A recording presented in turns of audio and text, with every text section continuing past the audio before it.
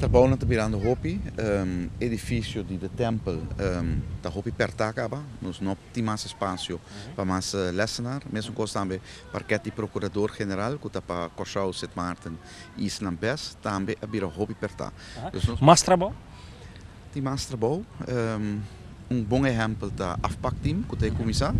Mister põe um caminho, mister uma oficina para cinta reunir e trazer processo balang, etc.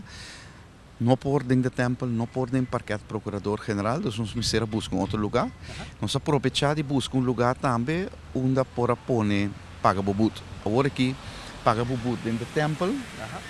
É trapi baia. Sim, não está hopi servicial, é não está maneira dessa publieksvriendelijk. Het is een lokaliteit chiquito, loket chiquito, ora bira hopi druk, e lugar nota duna.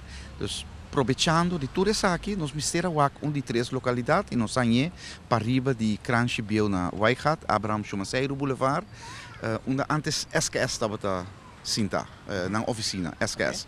E nós saímos seis monumentos, fontes, está direitando agora aqui para nós, está bem da verf para dentro, direitando, ponendo tucos clapa nos fuse. Nós esperamos que dia 1 de setembro nós podemos ir a Ok, e Kiko também cambia se te papi de serviço na cliente não. Por exemplo, ainda que tem que pagar but, etc. Agora aqui de templo, é trapi by abou, e aceita nos cara para público. E não paga but, e não nos spreekuur para hinderen com o Ministério de Dança, e não bota busca o passaporte ou reward confiscar na aeroporto rato, e aceita nos cara.